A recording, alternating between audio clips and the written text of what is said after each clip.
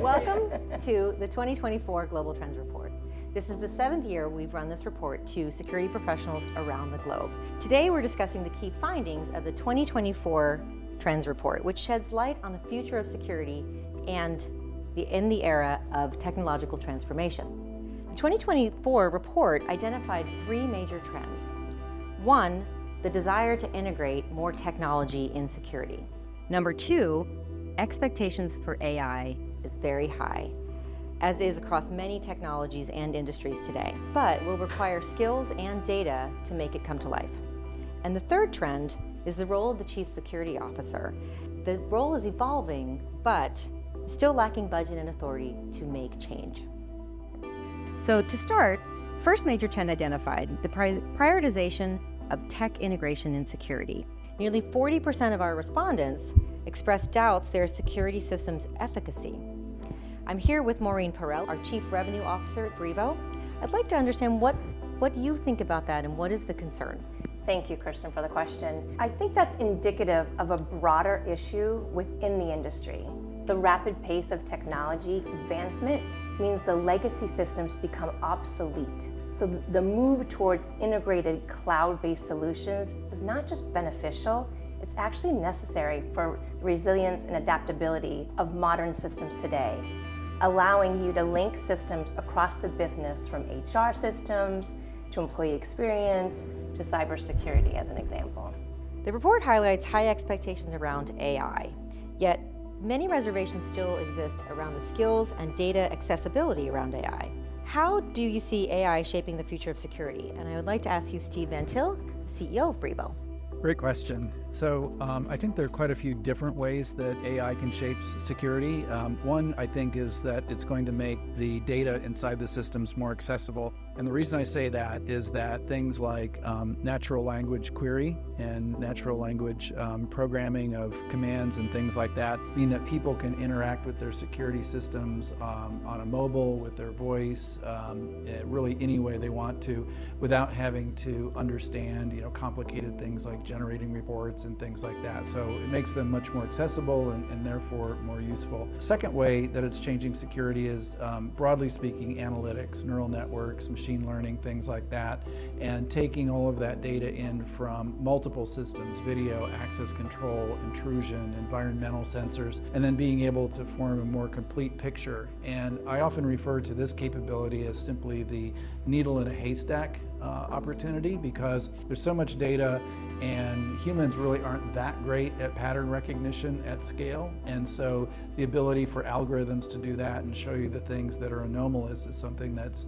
really very different. So there's a couple of ways right there. The third one, which is much more broad than just the security industry, is changing the workforce and how many people it takes to do a job, or conversely, how good a person can be at a given job if they're also using the leverage of AI.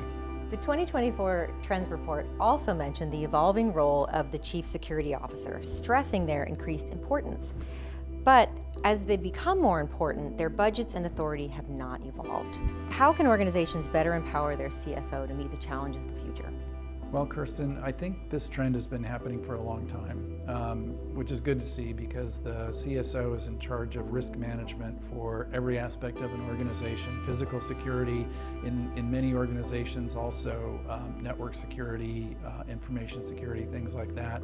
And so for the physical security part of their jurisdiction, we would hope that some of the characteristics of IT spending would spill over, because IT spending, particularly on things like cybersecurity, has tended to be much more heavily funded than physical security. But I think the more you see integrated risk management systems coming together, the more they're going to sense the imbalance, and hopefully the more you're going to get investment on the physical security side, especially now that we are looking more like IT systems by way of being cloud-based, being API-based, using AI tools, all the things that make us kind of indistinguishable from the other IT systems that CSOs and CISOs deal with. One of the barriers to adopting new security technology mentioned in the report is resistance to change. Especially among seasoned professionals, how can the industry overcome this inertia? I've never heard that. Well, Change management is absolute key to this.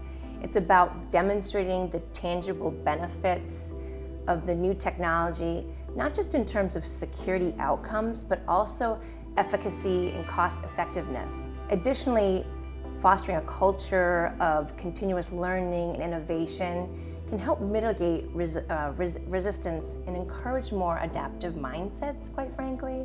And today there's an opportunity to use new technology and innovation to make changes that security industries could never imagine before.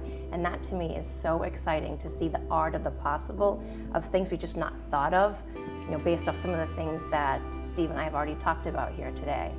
The Trends Report calls for a clear need for modernization and integration of security systems. What steps should organizations take to make that more effective transition? Well, the problem stems from having individual point solutions for lots of different problems in IT or in the security domain. And so if that's the initial state, then to move away from that, you need to look for systems that aggregate several of those functions, ideally a platform that supports 5, 10, 12, all of the needs that you have, so that you can operate with a single platform that has consistent interface, single sign-on, all the other things. Because this trend has gotten even worse, I would say, since the emergence of prop tech 5, 6, 7 years ago. Because there were so many more systems that people were trying to use in their buildings, that problem of solution proliferation became much more exaggerated to the point where it just became so painful that people said, we've got to move to a platform now. So looking for those solutions that combine more functionality under one single pane of glass would be the way to go.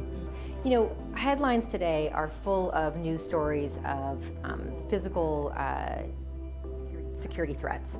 Schools, hospitals, and things like that. Do we feel that that type of violence or that type of physical threat is spurring a lot of organizations to start thinking a little bit more clearly how to modernize their security systems? I would say, I'll take a stab at it first. I'd say yes. And we're seeing more and more that when we have consultants or architects that are scoping out a building or a site for somebody, this is now top of mind and one of the first things that's on the list. And in addition to that, when you see schools that are building new schools or revamping those schools, it's in the budget in a more meaningful way than what I've seen before. And at the end of the day, I walk away knowing that what we do is helping people stay secure, and we see that now more and more across the globe when you look at those specs, so those RFPs, and the way in which people are looking to build their businesses, their schools, that the importance of security is at the top of the list where it wasn't always there before. Steve, I'm not sure if you see anything different. Yeah, I'll give a little historical perspective on that. So, little known fact, Brivo's very first security industry trade show was in New York City in August of 2001, about 2 weeks before 9/11. So we were really born as a company into the era of 9/11. And what we saw happening immediately after that, even though the tragedies of 9/11 were airplanes running into buildings, everybody became much more aware of security, and we're looking for all kinds of solutions because of that. If you kind of fast forward, I think, unfortunately, a modern, slow-moving 9/11 is a lot of the gun violence that's experienced at schools and other public places. And again, people are reacting with all kinds of security measures. Access control has successfully kept people out of buildings where they were trying to get in and do something violent. And of course, gun detection systems and video and so forth, they all contribute. But I think when you compare that sort of threat to the traditional, keep the burglars out, set off an alarm if somebody's breaking in, the level of threat to people and the danger involved is so different than the traditional job of security that we're all having to invent new tools and new techniques in order to address it.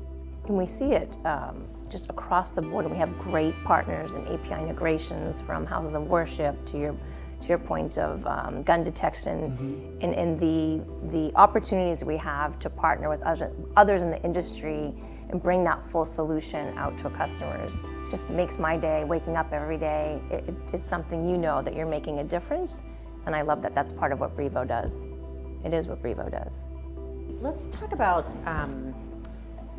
one of the big stats that came out of this year's report was the confidence in not just the security systems, but the integrator community to really be able to deliver on those solutions. So there's some alarming statistics around companies not sure their integrators are bringing these solutions to them, or that they don't know their integrators know the solutions. So what can you comment on that? It's as you know, a partner with many of these security integrators. What role do we play in helping them become prepared for the future?